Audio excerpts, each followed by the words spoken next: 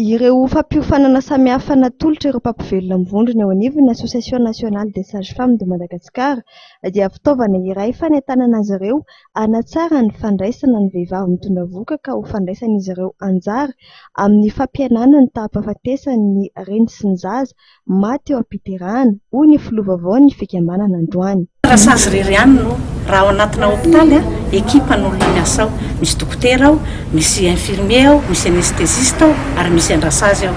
Matetika dia mifanilaka andraikitra fa ekenay mihitsy hoe misy fay, misy lesoka aminay ary izay lesoka izay arakaraka ny totran'ny olona tsirairay io fa naomenao inona izy naomenao inona rehefa tonga eo amin'ilay fetra hoe tsy maintsy ohatran'izao no tokony andraisanao ny vehivavy io ny tanjona dia ny hoe sady ho velona ny reniny no azo ny zanany.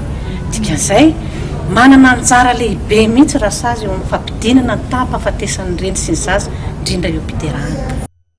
Ity filovavao ny fikambanana ity dia nanoritra ireo laharam-pahamehana mandritra ny fotoana hitantanany sy ny ekipany ity fikambanana ity. Ny laharam-pahamehana dia ny tohizanay ny misy an'ilay système de mentorat. Système de mentorat izay misy an'ireo zandry vao mahazo toerana dia ireo ilay efa zoky no mameno traikefany mampitana iny amin'ilay zandry. Iny rahanay amin'ny UNFPA. Ho an'ny eo koa ny fananganana ny CSP Mitsimbina fahenina ho an'ny faritanana ny siranana. Taorian'ny fifidianana ireo mpikambana ao amin'ny braon'ny fikambanana voalohany aogositra lasa teo dia notanterahana androany ny fitantanana teo amin'ity filovavao ity Ramatoa Mavonjy Voangy sy ny filoha teo aloha Ramanantsihoarana Adeline izay mpanorona sady nitantana ny fikambanana tao anatin'ny 20 taona. Tao anatin'izay 20 taona izay dia tobim-pahasalamana CSP1 sy CSP2 Mitsimbina miisa 5 no tafatsangana. Vokatra fiaraha-miasa ny fikambanana tamin'ny Rotary International fa teo ihany koa ny fampiofanana samihafa nomeny ireo mpampivelona. Manome voninahitra ny lanonana androany moa ny Praiministra Coly izay nanambara fa masina ny asan'ny mpampivelona. Amina fa mahafinaritra tokoa ny fianakavian'ny sage-femme.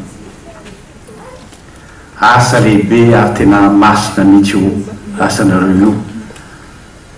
Ngamba anisany asa ao amin'ny fahasalamana ny sage-femme, asa ny sage-femme dia anisany asan'izay tena manan-danja tokoa.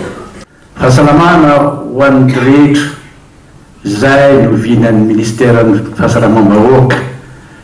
Anisany paikady hatraran'izany ny fanatsarana ny fahasalaman'ny reny sy ny zaza ary tena mitanjony ny fahasalamam-bahoaka tokoa izany fahasalaman'ny reny sy ny zaza izany.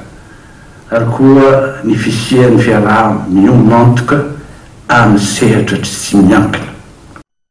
Marina fa mpampivelona 700 amin'ireo mpampivelona manodidina ny 3,000 miasa manerana ny nosy no mpikambana eo anivon'ity fikambanana ity.